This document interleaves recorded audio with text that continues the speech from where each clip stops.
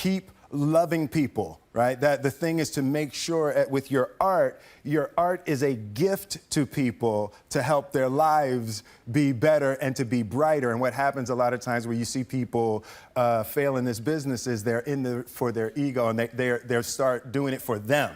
Yeah. And it's like, no, it's like you're trying to help people just get through a day. You're punk. Like, it is what it is. And I get that. And as I think more confident in myself, I get that more. And I think punk is just an attitude. It just means that you live your life your way and beat to your own drum.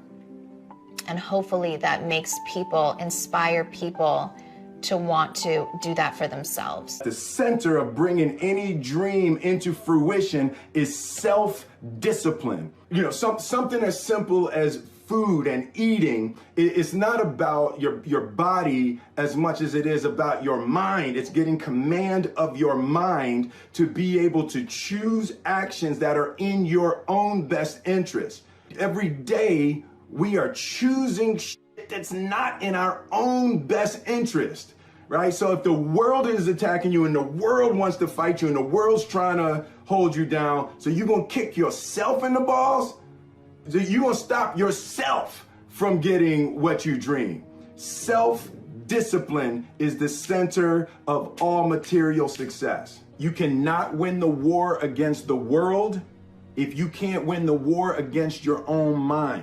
You have to have the work ethic. If you don't have that and you don't want to work 24/7, then it's not really going to go to, work for you. But I also think that you just have to be super authentic, no matter what you do, no matter what business you're in. Social media definitely helps to bring that vision to life and to share that with the world and to be accessible to everyone. But you really do have to do the work and be authentic about it. Hugely important to me to maintain a certain energy. It's like it's healing, it's loving, it's kind, and I learned really young that my energy was infectious. Right? So when I come into the studio, long after I leave, the energy that I bring is still going to be here, and then people are going to take it home and they're going to affect their families with it. So for me, it's hugely important to maintain just positive, loving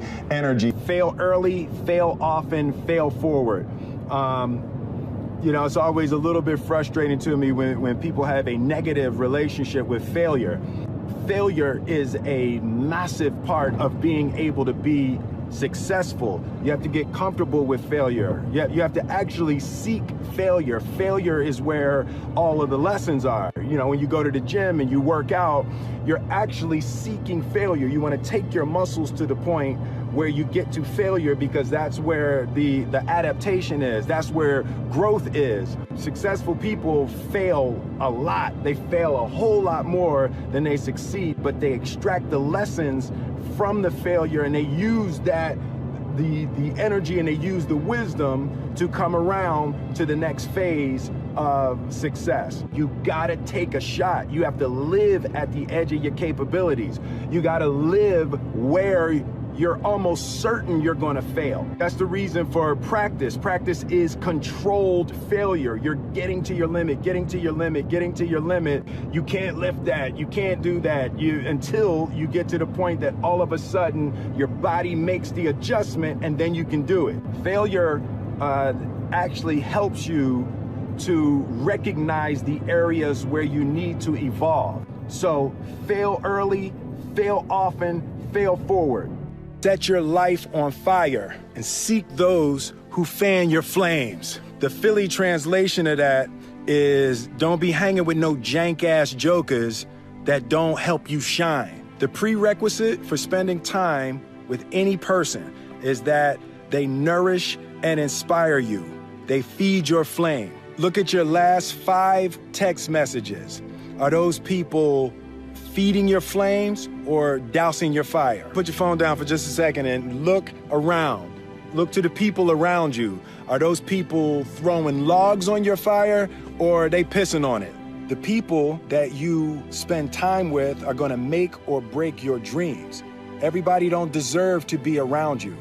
You gotta defend your light with your life. So who are the people in your life that are fanning your flames? Concept of improving lives runs through the center of everything I do. And then I realized that the way to improve lives is to continually improve yourself, right? So with that, every morning when I get out of the bed, you know, I haven't fixed everything in the world yet, so there's always something to do.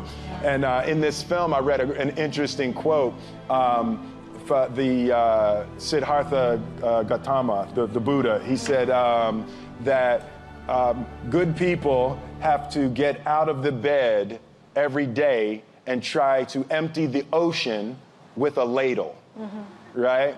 And I thought that was, you know, I knew that was profound, and I paused for a second, and I said, all right, what the hell is a ladle, right? So then, you know, I touched it on my iPad, it's ladle. Oh, it's like a big spoon, okay. As we it's say, like a Philly. soup spoon, yeah. It's like a soup spoon. I was like, why are you a soup spoon? So trying to empty the ocean with a soup spoon, you know, as the mentality of how you wake up every day to try to do good in the world. So for me, I'm really driven by continually trying to elevate my mind and elevate my spirit and get your fucking ass up and work. It seems like nobody wants to work these days.